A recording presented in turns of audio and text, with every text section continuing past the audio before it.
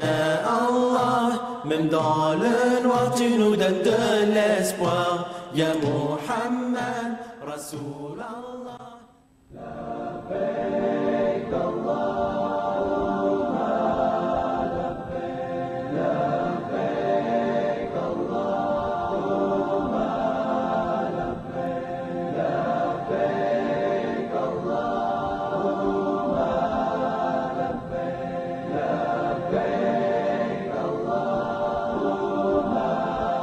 labbaik, labbaik Allahumma labbaik, labbaik Allahumma labbaik, labbaik Allahumma labbaik, labbaik Allahumma labbaik, labbaik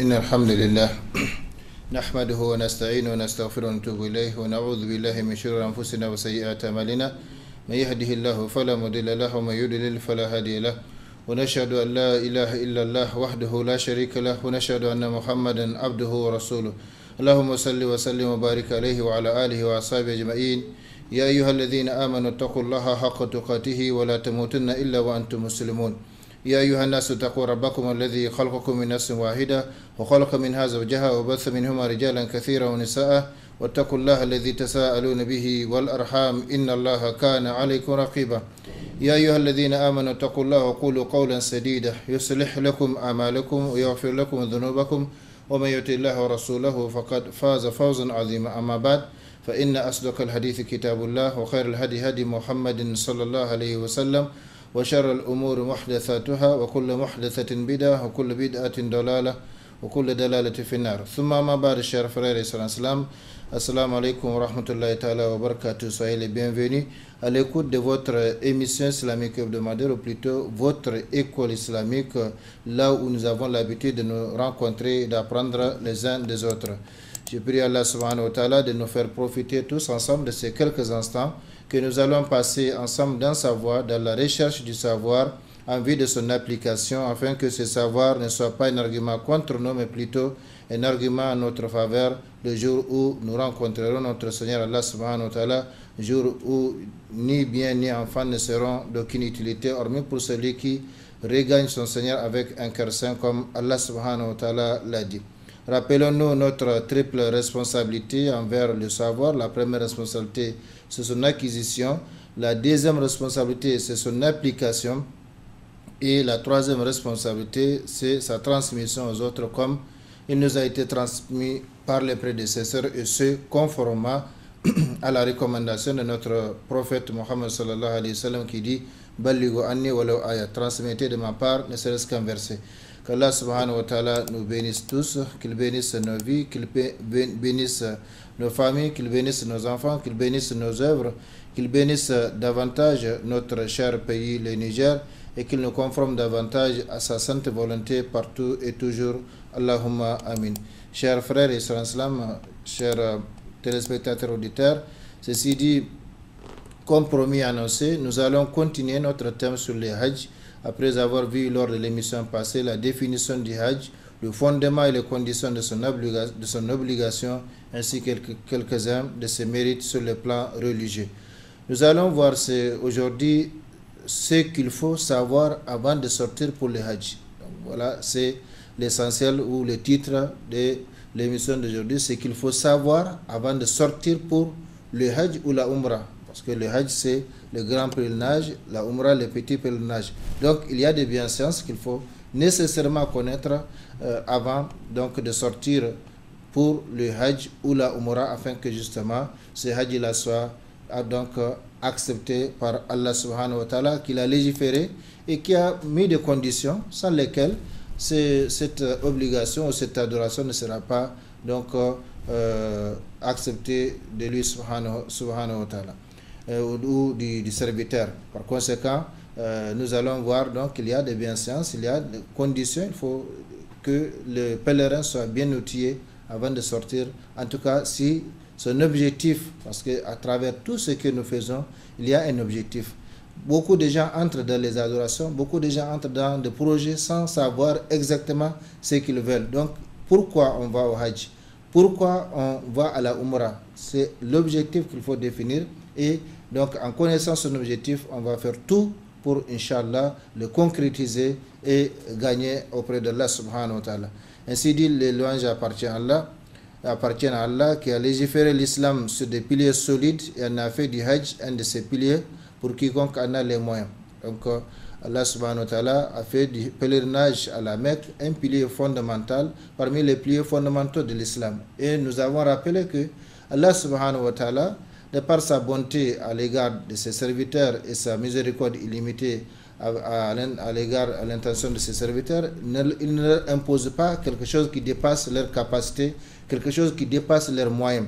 Si donc Allah subhanahu wa ta'ala nous a imposé, nous a prescrit le pèlerinage, le Hajj, comme le prophète sallallahu alayhi wa sallam l'a dit, et comme le noble Coran aussi l'a mentionné, eh bien cela signifie que nous sommes capables individuellement et collectivement donc d'accomplir cette adoration, ces piliers fondamentaux de l'islam, parce que Allah subhanahu wa ta'ala, comme il a dit là, yukallifullahu nafsan illa wus'aha. Allah ne charge, n'impose à aucune âme au-dessus de ses moyens. Donc si Allah subhanahu wa ta'ala nous a prescrit le Hajj, c'est que en réalité l'être humain est capable d'accomplir cette obligation. Mais cela sous-entend bien sûr que l'être humain s'engage à chercher justement par la volonté de Allah subhanahu wa ta'ala les moyens qui lui permettent donc d'accomplir ces piliers.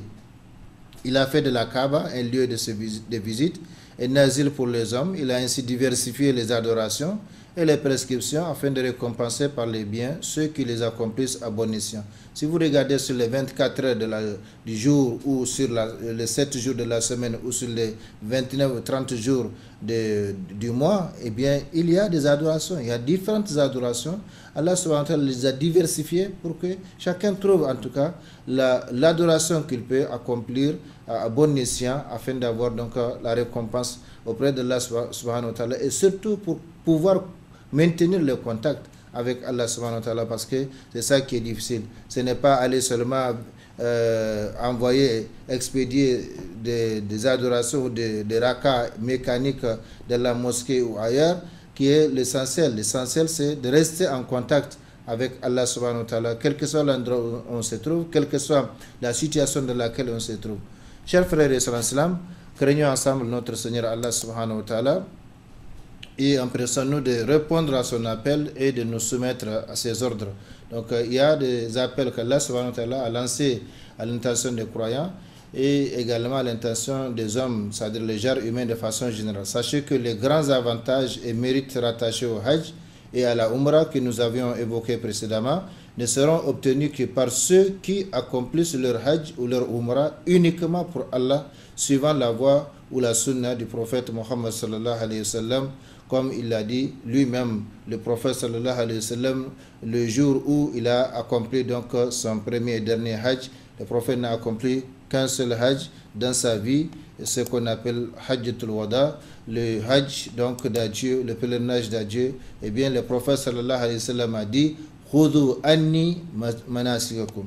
Khudhu anni manasikakum. Cela veut dire prenez vos rites d'après mon modèle.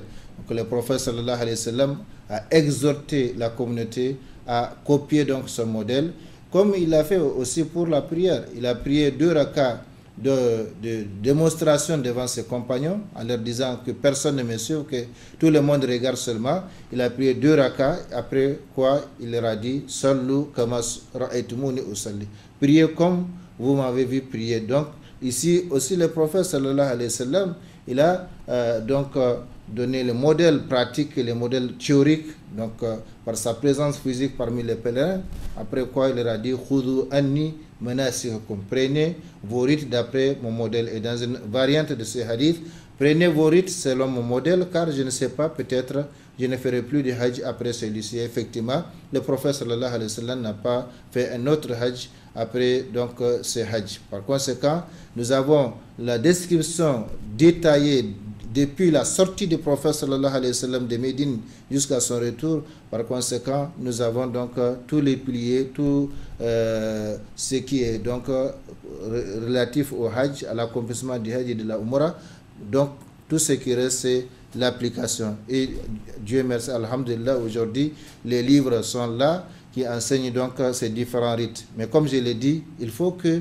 le pèlerin sache pourquoi il va au Hajj. L'objectif, c'est très important d'avoir un objectif. Si on n'a pas d'objectif, eh bien on va errer et revenir juste pour acquérir le titre de l'Hajj ou de Hajjas. Ce n'est de Al-Hajj ou Al-Hajja, c'est pas ça l'essentiel, ce n'est pas ça l'objectif. L'objectif, c'est l'accomplissement donc de cette obligation. Si c'est la première fois qu'on accomplit le Hajj, eh bien, c'est l'accomplissement de cette obligation parce que le Hajj est obligatoire une fois de la vie. Maintenant, le reste, c'est ce qu'on appelle Nawafil. Donc, c'est des actes surrogatoires. C'est recommandé pour ceux qui ont les moyens.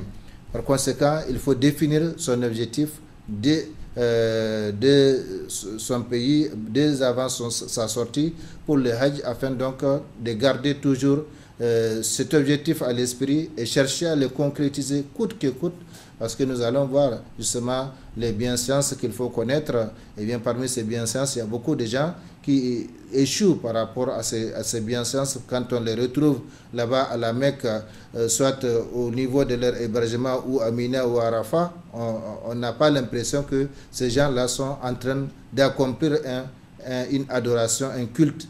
Or, depuis la sortie du pèlerin de sa maison ou de son lieu d'hébergement le jour donc du Hajj, le 8e jour de Zulhijjah, jusqu'à ce qu'il revienne à son lieu d'hébergement après avoir accompli donc les différents rites du Hajj, eh bien il est dans l'adoration. Il est comme quelqu'un qui a fait Allahu Akbar, donc de la prière, et il sera considéré comme étant en communication, en contact direct donc de l'adoration avec Allah subhanahu wa ta'ala jusqu'à ce qu'il finisse sa prière en disant assalamu alaikum à droite, assalamu alaikum à gauche. De la même façon, depuis que le Hajj prend l'intention, ce qu'on appelle l'ihram, entre dans l'état sacré, et bien jusqu'à ce qu'il sorte de cet état sacré, il est dans l'adoration. Par conséquent, il faut être conscient de cela. Il faut savoir donc dans cet état-là, ce qu'il faut dire. Il faut savoir dans cet état comment il faut se comporter. Il faut savoir dans cet état quels sont les actes qu'il faut accomplir qui sont aimés d'Allah subhanahu wa ta'ala pour que justement notre adoration soit en conformité avec ce que l'islam nous a légiféré.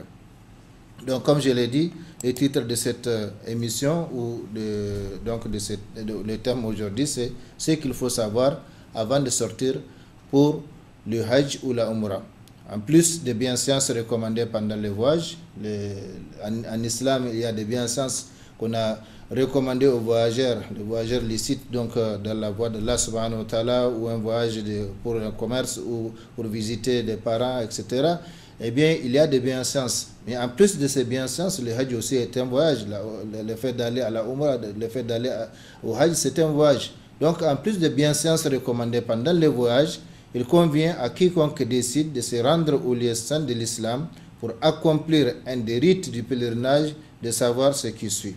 Donc, ces recommandations sont mentionnées par les savants qui les ont donc extrapolées à partir des textes du Coran, à partir des hadiths du prophète sallallahu alayhi wa sallam, à partir de la description donc du pèlerinage ou du Hajj du prophète sallallahu alayhi wa sallam, et aussi en considérant ou en regardant de près comment les gens se comportent pendant le pèlerinage. Par conséquent, la première bienséance ou la première chose à connaître avant de sortir pour le pèlerinage, pour le Hajj, la Umrah, c'est que le pèlerinage grand ou petit est une prescription divine, donc une adoration et non un voyage lucratif ou touristique. Donc ce n'est pas pour aller faire du commerce, ce n'est pas pour aller visiter des lieux, regarder des lieux, ce n'est pas interdit. Mais comme je l'ai dit, ça c'est justement l'objectif qu'il faut mettre dans sa tête, que c'est pour accomplir donc une adoration, c'est pour accomplir un pilier fondamental parmi les piliers fondamentaux de l'islam. C'est comme quelqu'un qui sort donc de chez lui pour aller à la mosquée.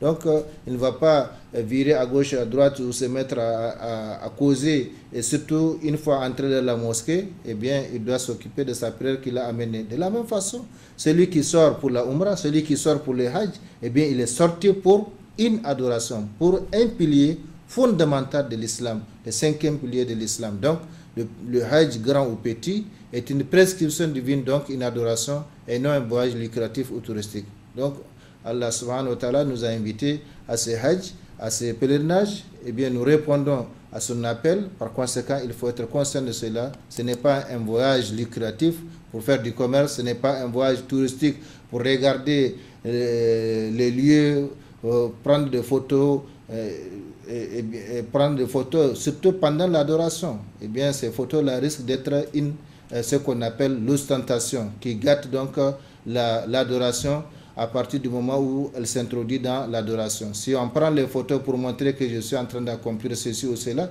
pourquoi on ne prend pas les photos quand on va à la mosquée? On prie 5 fois par jour, pourquoi on ne prend pas de photos pour les envoyer aux gens pour montrer qu'on prie? Alors que dès qu'on quitte ici, dès l'aéroport ou de Niamey ou Djidda ou Médine, les gens commencent à prendre des photos, selfies parfois, pour envoyer aux gens ou pour mettre sur les réseaux. Non, ça c'est pas celui qui vise Allah subhanahu wa ta'ala doit éviter cela. Allah subhanahu wa ta'ala te connaît bien. Allah subhanahu wa ta'ala te voit bien. Allah subhanahu wa ta'ala connaît bien ton intention. Les photos, on peut les prendre dans d'autres endroits, d'autres occasions, mais pas pendant pendant l'adoration. Pendant l'adoration, celui qui a pu prendre des photos et les envoie, eh bien, risque d'être dans l'ostentation, ce qu'on appelle Ria, et l'ostentation gâte l'œuvre de laquelle elle s'introduit. Qu'Allah subhanahu wa ta'ala nous fasse comprendre et qu'il fasse que les musulmans se rattrapent par rapport à cette fitna dans laquelle aujourd'hui les gens sont tombés par rapport donc aux prises de photos pendant les adorations. Je dis bien pendant les adorations. Pourquoi on ne prend pas des photos pendant qu'on prie? Bien sûr, s'il y a un objectif, s'il y a quelque chose, un enseignement qu'on tire à partir de ces photos, il n'y a pas d'empêchement. Mais c'est juste pour montrer que je suis venu au Hajj, je suis venu à Médine, je suis venu à la Mecque, mais voilà, dans les Hiram, eh bien ça risque d'être de l'ostentation au lieu de Billah. Deuxième chose qu'il faut savoir avant de sortir pour le Hajj ou la Umrah, le fait de se rendre au pèlerinage, au Hajj, c'est répondre à l'appel d'Allah, comme je l'ai dit, qu'il a commandé à Ibrahim alayhi salam de lancer à l'intention de toute l'humanité depuis le jour qu'il avait fini la construction de la Sainte Kaaba. Ibrahim alayhi salam dit: ô Seigneur, ma voix ne parvient pas à tout le monde. Allah lui répondit: appelle seulement, c'est à moi de faire entendre qui je veux. Donc Allah subhanahu wa ta'ala a recommandé, nous allons voir les versets dans lesquels Allah subhanahu wa ta'ala a recommandé justement à Ibrahim sallallahu alayhi wa sallam de lancer cet appel à l'intention de l'humanité.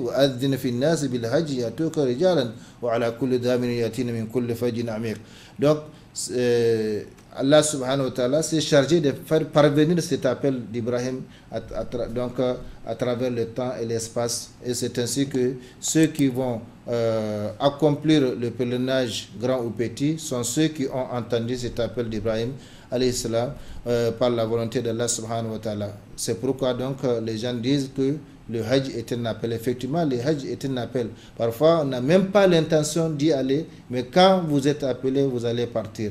Et parfois aussi, on peut faire tous les préparatifs, mais on peut être empêché d'accomplir ce Hajj-là, donc cette adoration. وَأَذِّنْ فِي النَّاسِ بِالْحَجِّ يَأْتُوكَ رِجَالًا وَعَلَى كُلِّ ضَامِرٍ يَأْتِينَ مِنْ كُلِّ فَجٍّ عَمِيقٍ لِيَشْهَدُوا مَنَافِعَ لَهُمْ وَيَذْكُرُوا اسْمَ اللَّهِ فِي أَيَّامٍ مَعْلُومَاتٍ عَلَى مَا رَزَقَهُم مِّن بَهِيمَةِ الْأَنْعَامِ. Donc Allah subhanahu wa ta'ala a recommandé cela à Ibrahim alayhi salam et fait aux gens une annonce pour le Hajj. Donc ils viendront vers toi à pied et aussi sur toute monture, venant de tout chemin éloigné. Voilà aujourd'hui, les gens viennent de tout chemin éloigné. Les gens viennent de 4 coins du monde. Il y a des gens qui viennent de l'Est par rapport à la Mecque. Il y a des gens qui viennent de l'Ouest par rapport à la Mecque. Il y a des gens qui viennent du Nord par rapport à la Mecque. Il y a des gens qui viennent du Sud par rapport à la Mecque. Il y a les gens de l'intérieur, donc de l'Arabie Saoudite. Il y a des gens, les habitants même de la Mecque, les habitants qui sont déjà dans le territoire, qui n'ont pas besoin donc de miqat, et le jour du Hajj, ils prennent seulement l'intention et ils se rendent donc dans les lieux saints de l'islam pour l'accomplissement du Hajj. Donc voilà Allah subhanahu wa ta'ala qui recommande à Ibrahim alayhi salam de lancer un appel, une annonce aux gens pour le Hajj, pour les inviter au Hajj. Ils viendront vers toi à pied et aussi sur toute monture, venant de tout chemin éloigné pour participer aux avantages qui leur ont été accordés et pour évoquer le nom d'Allah au jour fixé. Donc le Hajj, c'est comme Allah subhanahu wa ta'ala, le Hajj, les Hajj, c'est des jours bien déterminés, on les connaît. Par conséquent, il faut se concentrer, il faut mettre le paquet pendant ce jour-là, parce que pendant ce jour, le pèlerin, celui qui accomplit le Hajj, eh bien, il est considéré, c'est même pas qu'il est considéré, il est dans l'adoration. Et jusqu'à ce que donc il sorte de l'état sacré, il est dans l'adoration. Par conséquent, il doit savoir comment parler, comment agir, comment se comporter, contrairement à ce que nous voyons donc les gens, surtout après leur retour donc de Arafat, quand ils reviennent à Mina, eh bien c'est la fête, comme si machallah, on a décroché le visa d'entrer au paradis, on l'a dans la poche et maintenant on fait ce que l'on veut. Non, c'est jusqu'à au retour à la maison ou au lieu d'hébergement, on est dans l'adoration, parce que les 2 ou 3 jours qu'on passe après la fête à Mina, ça fait partie des rites, ça fait partie des étapes de l'accomplissement donc du Hajj. Par conséquent, il faut faire attention. Fais donc aux gens une annonce pour le Hajj, ils viendront vers toi à pied aussi sur toute monture venant de tout chemin éloigné. Malheureusement, nous n'avons pas pu compléter les avantages du Hajj sur d'autres plans. Nous avons juste mentionné quelques mérites sur le plan religieux, mais sinon, c'était ce qui était programmé lors de l'émission passée, malheureusement, ou de la semaine passée, malheureusement, compte tenu donc de la situation de la pluie la pluie qui tombait, on n'a pas pu faire cette émission. Donc c'est pourquoi aujourd'hui nous avons entamé directement, sinon ça c'est la 3e émission normalement qui porte sur ce thème, c'est-à-dire le Hajj. Parce que juste après cette émission, Inch'Allah, on va introduire une autre saison qui est la saison donc des Zul-Hijjah, donc les 10 premiers jours de Zul-Hijjah avec leurs préceptes et tout ce qui est relatif à cela, leur importance, également le sacrifice de Tabaski et ce qui est relatif à cela. Donc comme je l'ai dit, de saison en saison, Allah subhanahu wa ta'ala donc nous fait maintenir le contact avec lui. Après la saison du Ramadan, voilà la saison du Hajj, voilà la saison de Zul-Hijjah. Après cela, l'année musulmane qui va commencer avec le mois de Muharram, où le prophète, à propos duquel le prophète sallallahu alayhi wa sallam dit que le meilleur jeûne après celui de Ramadan, c'est celui de Muharram. Donc tout cela pour inciter le croyant, le musulman, le serviteur de Allah subhanahu wa ta'ala à rester en contact avec Allah subhanahu wa ta'ala, parce que l'adoration, ce n'est pas un seul jour, ce n'est pas une seule semaine, ce n'est pas à aller accomplir le Hajj ou la Umrah et revenir et puis reprendre ce qu'on a l'habitude de faire. Malheureusement, c'est le cas de la majorité de musulmans aujourd'hui. On dirait que l'adage Zarma s'est appliqué sur beaucoup de gens. Donc les gens vont, mais ils ne changent pas. Parce qu'il n'y a pas d'objectif dès le départ. C'est quoi l'objectif? L'objectif à travers le pèlerinage, c'est non seulement accomplir un pilier fondamental de l'islam, si c'est la première fois qu'on va l'accomplir, mais c'est surtout revenir de ses péchés comme le jour de sa naissance, comme nous l'avons vu parmi les mérites sur le plan religieux. Le Hajj permet aux musulmans, aux pèlerins de revenir de ses péchés comme le jour donc de sa naissance, donc laver de tous ses péchés. Par conséquent, celui qui est lavé de ses péchés, il doit savoir comment se comporter, il doit savoir comment parler, il doit savoir comment agir pour ne pas encore recommencer les mêmes péchés. Par conséquent, le Hajj doit être une occasion qui nous lie, qui nous fait maintenir ou qui nous fait obtenir donc la béatitude éternelle, Inch'Allah, auprès de Allah subhanahu wa ta'ala. La troisième bienséance à observer avant de sortir, à connaître avant de sortir pour le pèlerinage, pour le Hajj, le pèlerin doit choisir une provision licite et suffisante pour son pèlerinage, comme Allah subhanahu wa ta'ala l'a dit. Donc ça c'est très recommandé. Malheureusement, beaucoup de musulmans ne répondent pas aujourd'hui à cette injonction, à cette recommandation divine. Or, le Hajj Allah subhanahu wa ta'ala l'a prescrit pour qui? Pour ceux qui ont, pour ceux qui ont les moyens. Cela veut dire que quand vous n'avez pas encore la provision nécessaire à laisser à la maison, si vous avez une famille, la provision nécessaire pour votre voyage jusqu'au retour sans commander les gens, cela veut dire que vous n'avez pas encore la capacité. Vous devez chercher, vous devez continuer à chercher à acquérir de l'argent pour pouvoir donc avoir les moyens suffisants pour accomplir ces pèlerinages, ces hajj. Sinon, vous n'êtes pas encore, en tout cas, dans l'obligation, parce que Allah l'a rendu obligatoire pour ceux qui ont les moyens, ceux qui ont donc la capacité sur les différents plans d'accomplir ces pèlerinages. Donc, le pèlerin doit choisir une provision licite et suffisante pour son pèlerinage. Donc, licite, on ne fait pas le hajj avec ce qui est interdit, comme la tombola, le permis, comme un crédit bancaire avec intérêt. On ne fait pas le hajj avec. Si on n'a pas encore les moyens licites, eh bien cela veut dire que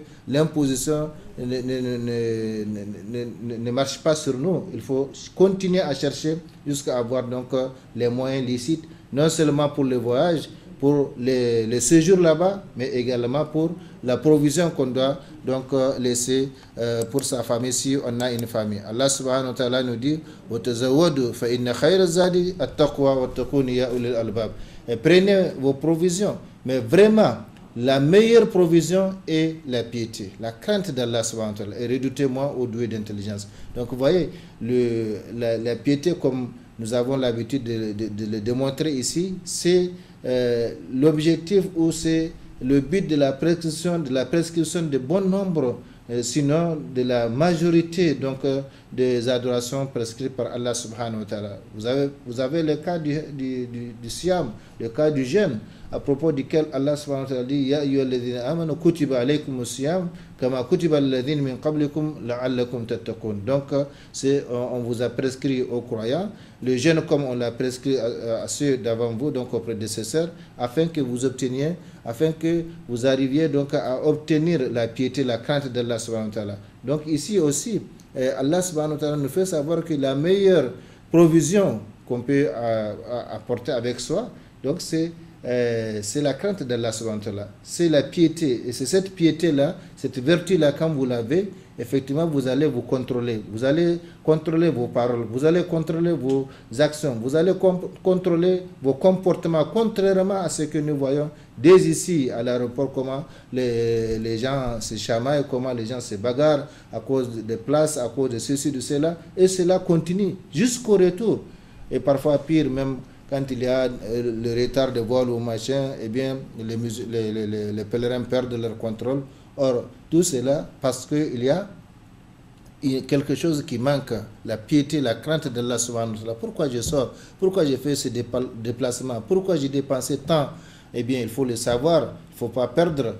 Par conséquent, Allah nous fait savoir que prenez vos provisions. Mais vraiment, la meilleure provision, c'est la piété. Ce n'est pas amener des millions avec soi pour acheter ceci ou cela. Ce n'est pas l'objectif. Ce n'est pas un voyage lucratif. Ce n'est pas un voyage touristique. Non, c'est une adoration. Comme quelqu'un qui sort de sa maison pour la mosquée.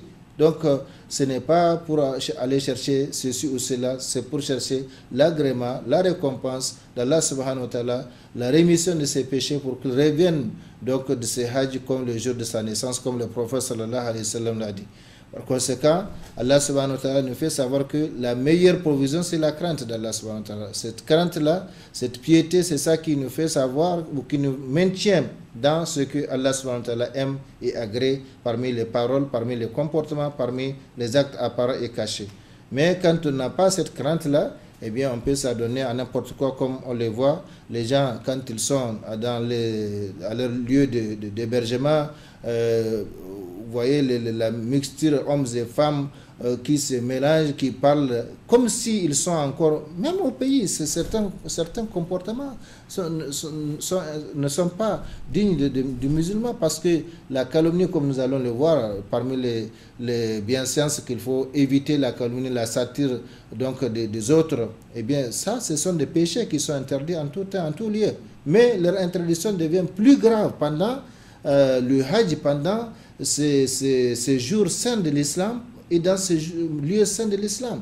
Mais Quand on est habitué à cela, eh bien, ce serait difficile. Et surtout quand on manque de la vraie provision qui est la piété, qui est la crainte d'Allah subhanahu wa ta'ala. Et Allah dit, redoutez-moi, c'est-à-dire craignez-moi, ô doué d'intelligence.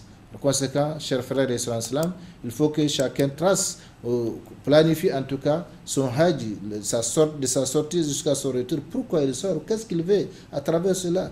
Si c'est la célébrité pour acquérir les titres de l'hajj ou de hajj, eh bien, ça va s'arrêter là. Si c'est l'agrément d'Allah subhanahu wa ta'ala, la récompense d'Allah subhanahu wa ta'ala, eh bien, il l'aura en fonction, bien sûr, de ses efforts. 4. Le pèlerin doit se repentir sincèrement, conformément aux conditions de repentir. Et les conditions de repentir sont, donc, si on a des choses à régler avec les créatures, eh bien, on demande aussi leur pardon.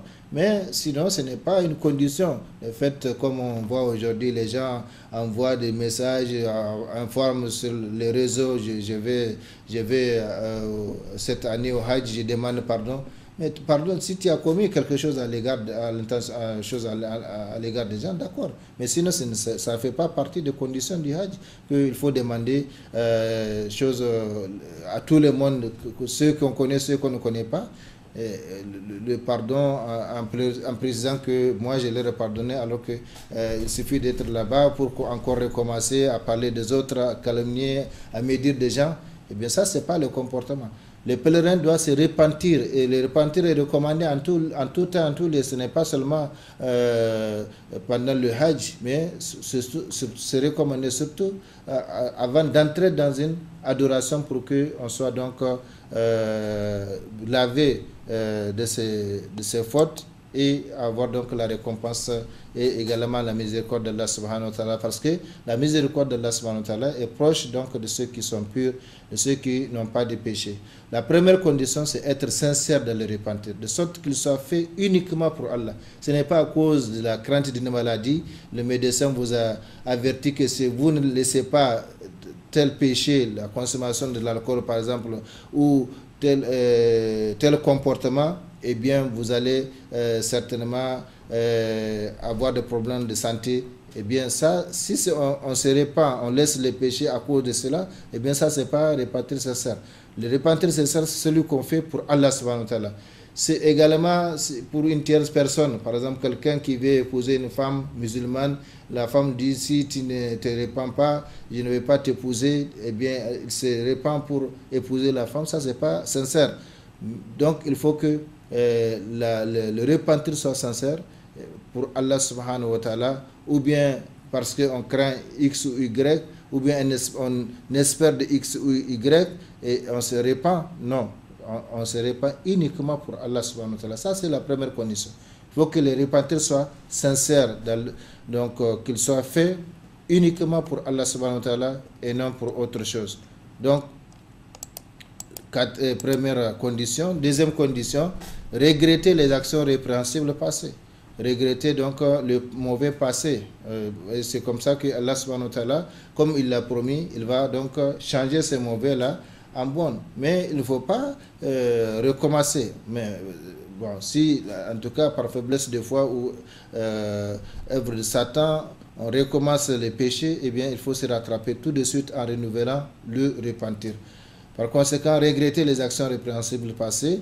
Troisième condition, décider de ne plus y revenir le restant de la vie. Donc, par exemple, quelqu'un qui abandonne la consommation de l'alcool, eh bien, il doit regretter cette action ou ses péchés plutôt. Il doit regretter ses péchés au lieu de raconter que quand je buvais ou quand il buvait de l'alcool, il faisait ceci, l'insulter X, il faisait ceci. Non, ça veut dire que vous ne vous êtes pas encore repenti par rapport à ces péchés. Donc, il faut regretter le mauvais passé. Maintenant, décider de ne plus y revenir le restant de la vie. Donc, décider, par exemple, de ne plus consommer de l'alcool. Ça, c'est pour qui? Pour Allah subhanahu wa ta'ala. Pas par crainte d'une maladie ou pour X ou pour Y, mais pour Allah subhanahu wa ta'ala. Et c'est comme ça que Allah va changer, comme il a dit, donc Allah va changer les mauvais passés, les péchés là, il va les transformer en bonnes actions qui seront mises dans la balance du serviteur qui se repentit. Ça c'est la troisième condition, décider de ne plus revenir donc le restant de sa vie. Quatrième condition, abandonner les péchés au moment de repentir. Donc il y a une différence, une nuance entre la troisième et la quatrième condition. Abandonner des péchés au moment de repentir. Si par exemple le buveur est en train de boire de l'alcool et puis il décide de se repentir, il ne va pas dire non, non, je vais terminer cette bouteille et puis je vais me repentir. Ou bien je vais finir ce soir, en tout cas je vais faire tout ce que je vais faire ici ce soir et puis je vais décider donc de me repentir. Donc il faut abandonner les péchés au moment donc de la décision de repentir. Il ne faut pas dire que je vais terminer cette bouteille-là et puis je vais me repentir. Cinquième condition, n'est pas remettre le repentir à plus tard. Donc comme je l'ai dit, il ne va pas dire que je vais me repentir demain, parce que demain ne t'appartient pas. Par conséquent, il faut décider sur le champ et abandonner les péchés également sur le champ. La sixième condition, restituer les biens acquis injustement à leurs ayants droit ou demander leur pardon. Donc si on a commis du tort aux créatures, eh bien il faut restituer les biens si c'est possible, sinon il faut demander leur pardon. Ça fait partie des conditions donc de repentir. Et la septième et dernière condition, c'est repentir pendant le temps de repentir, c'est-à-dire avant la mort ou avant la fin du monde. Donc il y a deux moments. Si il sonne, eh bien le repentir ne sera pas accepté. C'est quand on voit l'ange de la mort, eh bien il n'y a plus possibilité de se repentir, ou quand la fin du monde sonne, eh bien il n'y a plus possibilité de se repentir. Mais avant cela, comme le prophète sallallahu alayhi wa sallam a dit, le repentir est possible et acceptable avec bien sûr ces conditions que nous venons de mentionner. Donc il faut les prendre en considération. Et quand l'islam nous dit qu'on revienne de ses péchés comme le jour de sa naissance, après avoir bien sûr observé les conditions, les bienséances du Hajj et de la Umrah, eh bien il ne faut pas entendre là les droits des créatures, parce que nous avons trois catégories de droits. Les droits envers Allah subhanahu wa ta'ala, notre Seigneur, les droits envers nous-mêmes, donc envers notre âme. On peut se faire du tort, comme on peut faire du tort à Allah subhanahu wa ta'ala en adorant d'autres choses que lui subhanahu wa ta'ala, comme on peut faire du tort aux créatures. Donc les deux premières catégories de tort, c'est-à-dire de péché, eh bien il suffit justement d'aller à la Umrah, d'aller au Hajj, de se repentir pour qu'on soit repenti, c'est-à-dire ce qui est relatif au droit d'Allah subhanahu wa ta'ala, ce qui est relatif à nos propres droits, donc au droit de l'âme. Si par exemple quelqu'un a consommé de l'alcool, il s'est fait du tort. Si quelqu'un a adoré autre chose que Allah subhanahu wa ta'ala, il a fait du tort à Allah subhanahu wa ta'ala, parce que Allah l'a créé, il adore d'autres choses. Donc s'il se repent en abandonnant ses péchés, Allah lui pardonne, il n'y a pas de problème. Mais quant aux droits des autres, donc les torts commis à l'intention ou à l'égard des créatures, eh bien, comme on vient de le voir, dans les conditions de repentir sincère, c'est qu'il faut restituer les biens acquis injustement à leur ayant droit ou demander leur pardon. S'il s'agit de torts donc physiques ou moraux, il faut aussi réparer cela avant le jour du jugement dernier, comme le prophète sallallahu alayhi wa sallam l'a dit, avant qu'il n'y ait pas d'autre moyen de payer que les bonnes actions du serviteur. Par conséquent, les péchés qui sont pardonnés par Allah subhanahu wa ta'ala à travers le repentir, à travers le Hajj, à travers la prière, à travers la Umrah, à travers les prières de vendredi, comme le prophète sallallahu alayhi wa sallam a dit, eh bien tous ces péchés, il s'agit de deux premières catégories de péchés, les péchés relatifs à Allah subhanahu wa ta'ala et les péchés relatifs à l'âme, donc envers soi-même. Eh bien il suffit de se repentir, Allah subhanahu wa ta'ala va nous pardonner. Mais quant aux péchés relatifs aux créatures, eh bien ça ce sont leurs droits, c'est à eux de pardonner. Par conséquent, il faut demander leur pardon ou poser des actes en leur intention, c'est-à-dire des actes positifs qui seront capables donc de d'effacer les torts que vous avez commis à leur égard. Comme Allah subhanahu wa ta'ala l'a dit, Innal hasanati yudhibuna sayyi'at. Les bonnes actions effacent les mauvaises. Si vous avez commis du tort à quelqu'un, eh bien, si vous ne pouvez pas lui dire, vous ne pouvez pas demander pardon, eh bien, il faut cette fois-ci accomplir du bien à son égard jusqu'à ce que vous soyez conscient que les biens que vous avez accomplis à son égard peut donc effacer le tort que vous avez commis à son égard. Mais sinon, la voie la plus directe, c'est de demander son pardon ou de restituer donc ou de réparer le tort. Voilà, chers frères et sœurs, ça nous sommes dans la 4e bienséance à observer avant de sortir ou à connaître, je vais dire, avant de sortir pour le Hajj ou la Umrah. La 5e bienséance à connaître avant de sortir pour le Hajj ou la Umrah, le pèlerin doit choisir une compagnie qui l'aide à craindre Allah. Vous voyez, Allah subhanahu wa ta'ala dit que sa crainte, la piété, c'est la meilleure provision.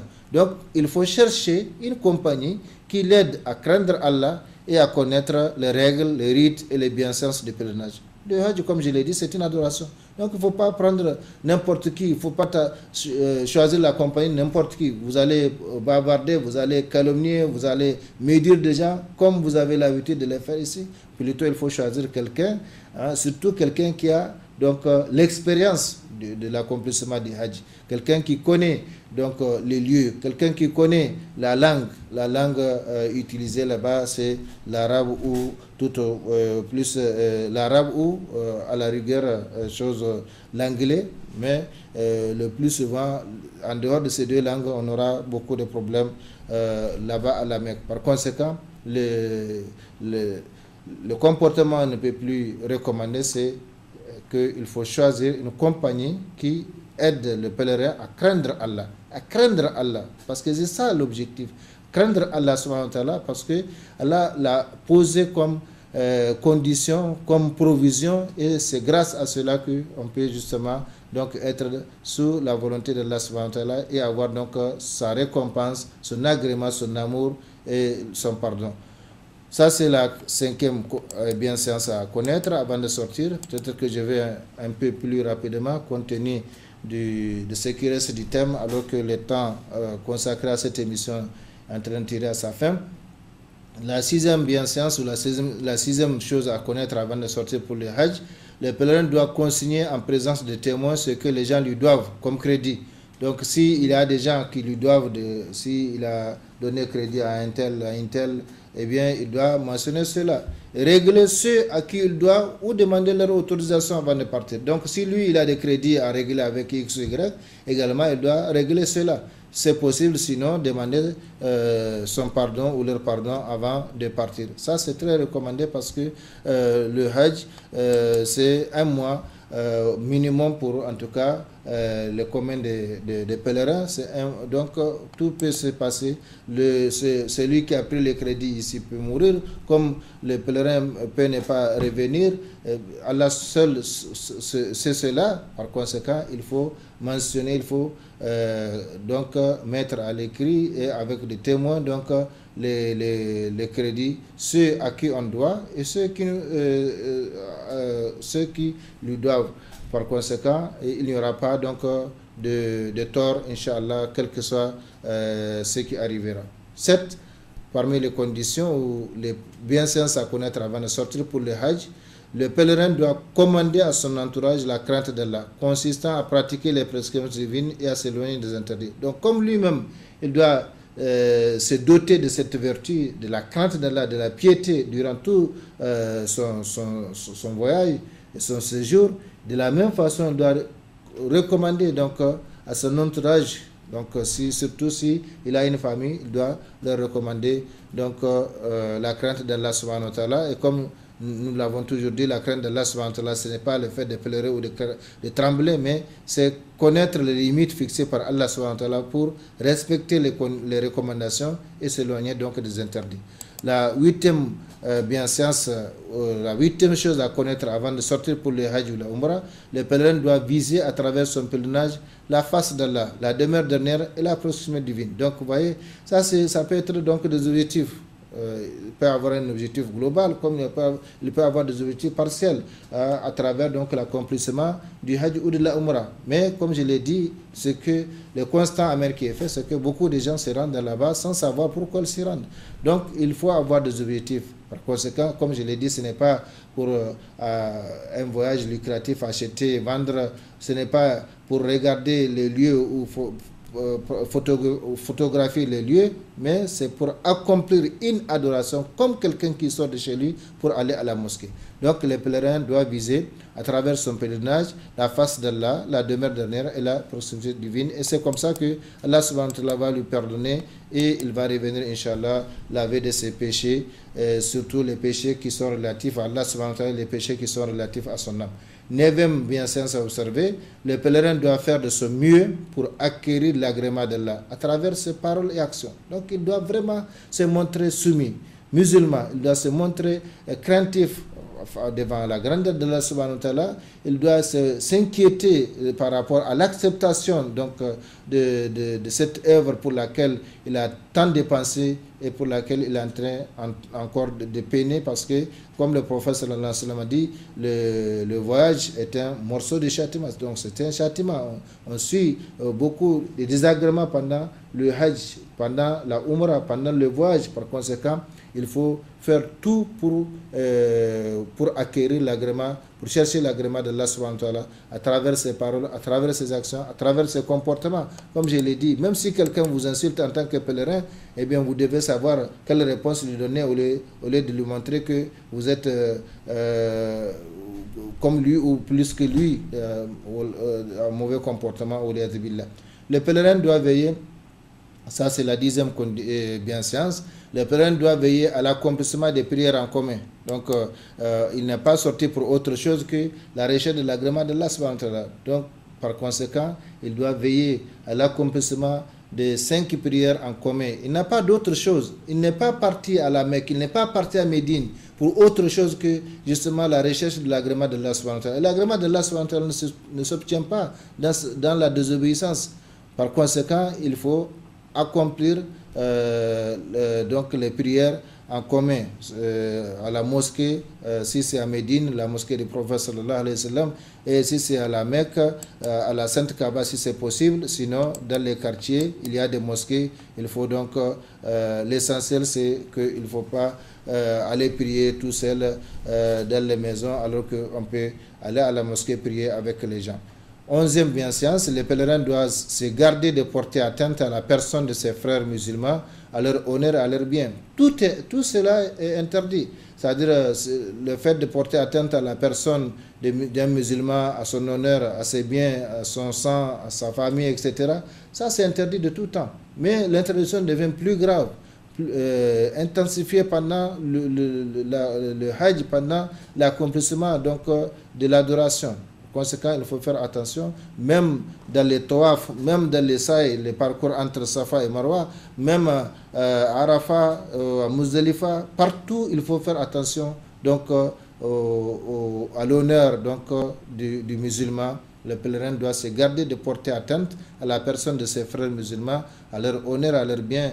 Et je me rappelle dans les temps comment les gens se bousculaient, comment les gens se bagarraient au niveau des Jamarat, donc les socles là où on lance Shaitan. Dieu merci, aujourd'hui tout est relax parce que c'est tellement organisé que les gens ne se rencontrent pas de façon globale là-bas, pour que donc aujourd'hui, sans compter les différents niveaux donc de l'enseignement de ces Jamarat.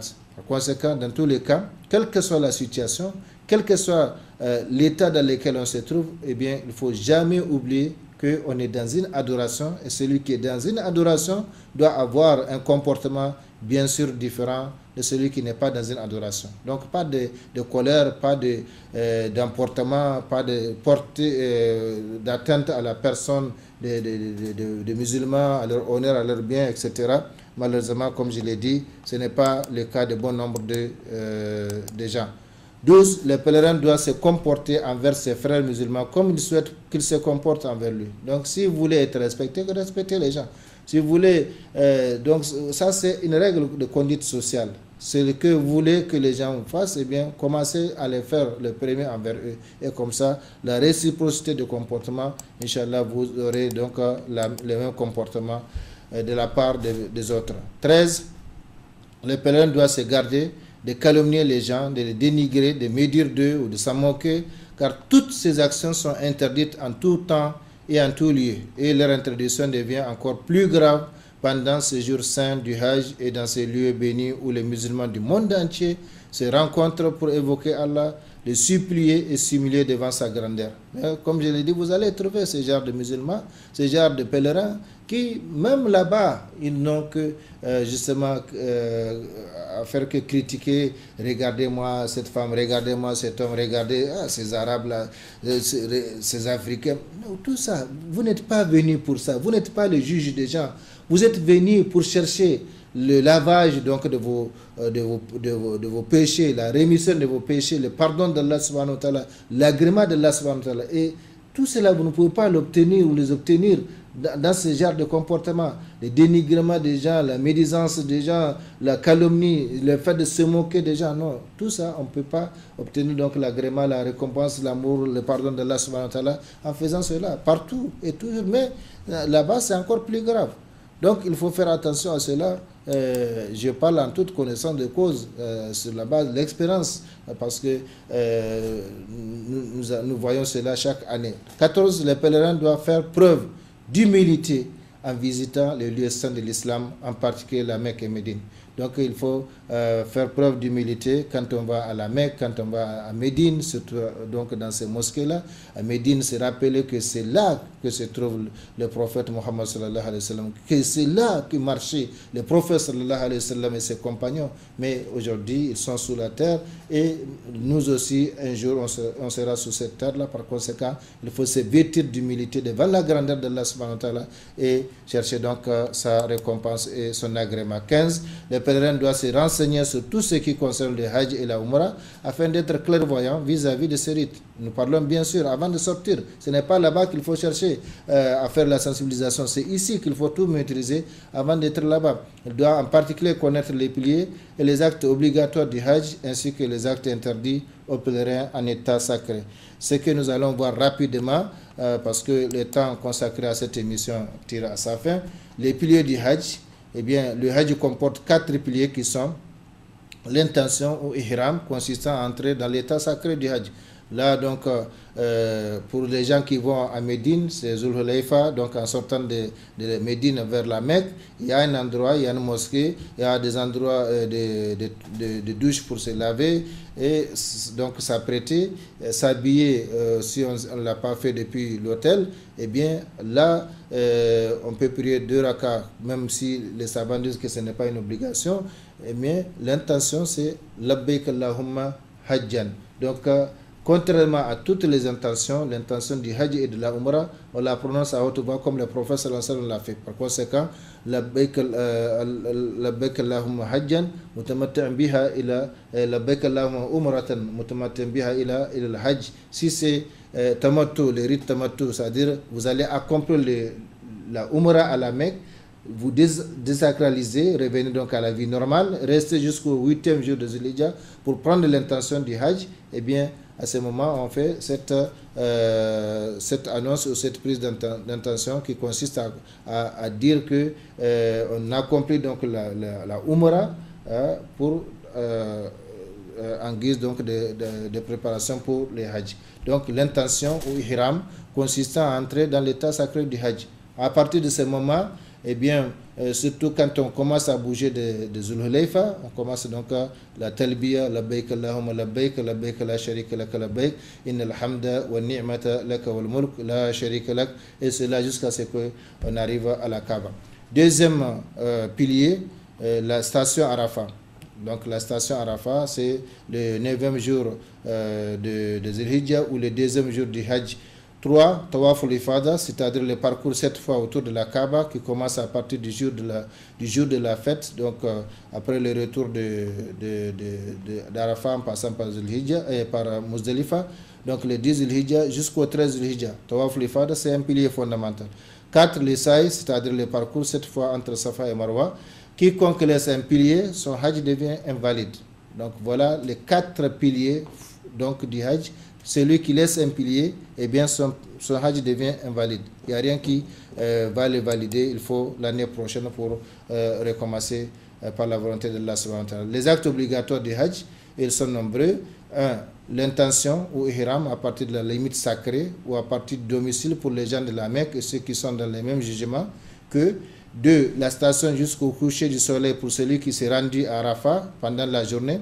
Donc, quand on va à Arafat pendant la journée, eh bien, on n'a pas le droit d'y quitter jusqu'au coucher complet du soleil. Mais celui qui va à Arafat la nuit, après donc, le coucher du soleil au Maghreb, à Aïcha, eh bien, il fait quelques minutes seulement, il revient donc à Muzdalifa. Mais celui qui s'est rendu à Arafat dans la journée, il doit rester jusqu'au coucher complet du soleil. 3. Passer la nuit à Muzdalifa, hormis pour les faibles, femmes, vieillards, malades. Malheureusement, aujourd'hui, tout le monde est devenu femme, vieillard, malade, parce que tout le monde passe. Rares sont ceux qui dorment à Muzdalifa, alors que c'est un acte obligatoire du Hajj, à qui il est permis donc, à ces gens-là de quitter Muzdalifa après minuit. Donc, malheureusement, les gens n'attendent pas même minuit et sans même remplir ces conditions de faiblesse, les gens passent. 4. Passer 2 ou 3 nuits à Mina après la fête. 5. Le lancement de socle a commencé par le plus grand socle le jour de la fête, donc Jamarat, le jour de la fête du sacrifice, puis les 3 autres respectivement du plus petit au plus grand durant les 3 jours de Mina ou les 2 jours qu'on va rester à Mina. 6. Raser la tête ou en diminuer les cheveux. 7. Le tawaf d'adieu. Voilà donc les actes obligatoires du Hajj. Quiconque laisse un acte obligatoire du Hajj, il lui incombe de sacrifier une bête en compensation. Donc là, contrairement au pilier, si on laisse un acte ou 2 actes, eh bien on les compense par une bête en compensation. On les compense par une bête. Rapidement, les actes interdits aux pèlerins en état sacré. Il est interdit aux pèlerins en état d'ihram, donc état sacré, de porter un habit cousu. En ce qui concerne les hommes, donc il n'y a pas de boubou à porter, il n'y a pas de chemise, il n'y a pas de pantalon. C'est 2 draps, dont un en bas et en haut. Deuxième interdit, porter des chaussures fermées, comme les souliers, toujours en ce qui concerne les hommes. C'est pourquoi donc on fait dans des chaussures ouvertes. 3, c'est couvrir la tête en ce qui concerne les hommes. 4, c'est parfumer, là c'est général, il est interdit de se parfumer en état sacré. 5, raser les cheveux. 6, couper les ongles. 7, se marier. 8, faire marier. Donc on ne se marie pas et on ne donne pas non plus son parent ou sa parente en mariage. Donc c'est des actes interdits. Procéder à la chasse, surtout au moment où les gens faisaient donc partir à pied, ils rencontraient les gibiers, et bien la chasse est interdite pendant le Hajj pour celui qui est en état sacré. 10, avoir des rapports sexuels avec son conjoint, même si on est accompagné de sa femme, eh bien, il est interdit pendant l'état sacré de se voir. 11, procéder à tout ce qui conduit au rapport sexuel, tel que les paroles d'amour, les plaisanteries avec son conjoint, tout cela c'est interdit pendant l'état sacré.